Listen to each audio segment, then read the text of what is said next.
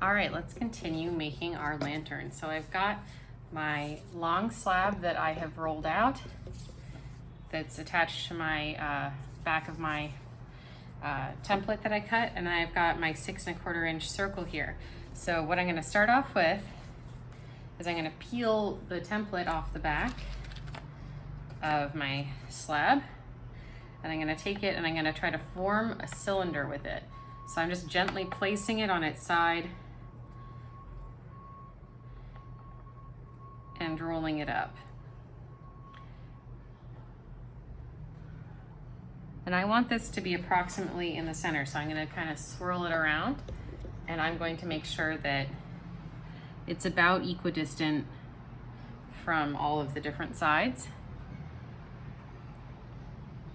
and forms an approximate cylinder. And then I'm going to take my needle tool or anything sharp, and I'm just going to very lightly trace out that line where it's going to fit. And I'm going to then take my cylinder and set it aside, and now I'm going to slip and score. I have this rake tool which has just a bunch of prongs that I'm going to use to score. You can also use your needle tool or any sharp tool.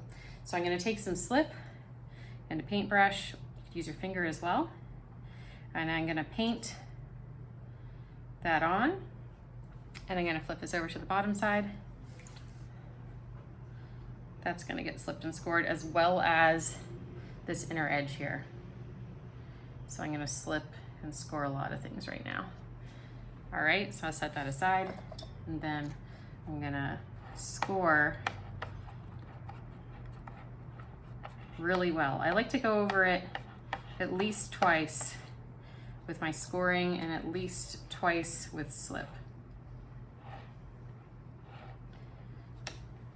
And that's going to ensure that the platelets are disrupted enough that they're really going to want to fit into the new pattern with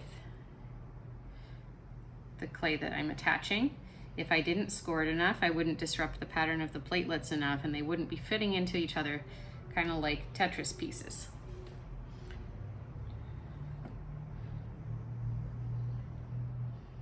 So I'm going back and forth, not just in one direction, but crisscross. And this is very wet from the slip. All right, so now you can see I've got slipped and scored and slipped and scored. And I'm gonna put my slipped and scored bits together. And before I push down on it, I'm gonna make sure that it's still pretty even.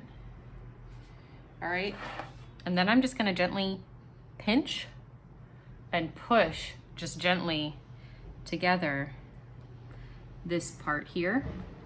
So I'm taking my hands and I'm just giving a little push motion to push that joint together, and then I can smooth it with my finger to make sure that it's secured. And then I'm gonna take my fingers on the inside as well and just run it up that back edge and smooth that over quite a bit. And then I can take my finger around this outer edge and smooth that out as well.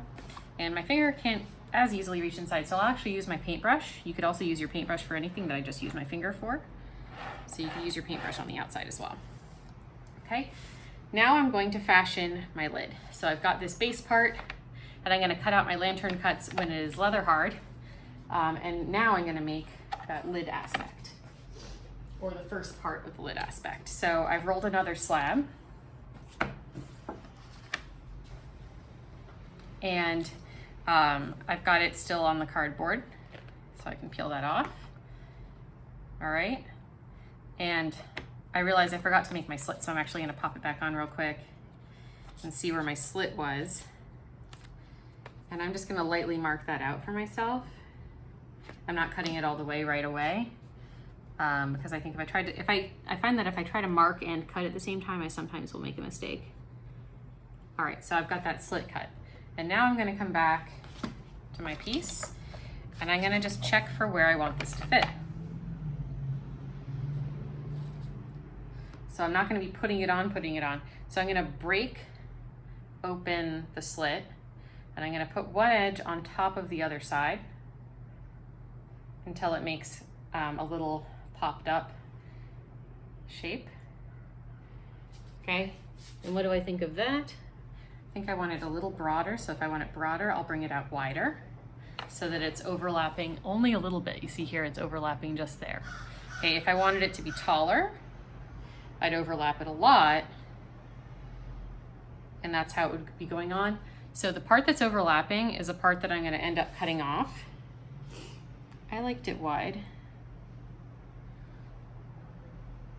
So now I'm looking at this and like, that's looking pretty good to me. So I'm actually gonna go ahead and pop it off. You can keep the look of it being overlapped, or you could choose to cut off most of the part where it overlaps. You can't cut off like the whole thing, otherwise it doesn't quite work out. And then you need to find something to drape it on. So I'm going to actually, if you can't find something to drape it on, I'll show you how to do that. So you could just place it on the table kind of in the popped up position and wait for it to become leather hard like that. Or if you had a bowl, you could drape it over the bowl. But as the clay shrinks, becoming leather hard, it's gonna, if you let it dry too much, it would crack on the bowl if you let it dry there too much. Okay, so I'm gonna come back to these parts when they're leather hard, and I'll show you how to finish the lid with the latch and how to do your carving on the body of the piece. And before I get to the body of the piece, I wanna make sure that I've slipped and scored this attachment here actually. I don't wanna just leave that loosey-goosey, it'll be better. Like, I could probably get away with not slipping and scoring it, but if I slip and score it, it'll be much more secure. So I'm just getting in there. I want lots of slip. And I'm just gonna stick that gently together. And I'm trying to not leave a ton of fingerprints and just press it very lightly.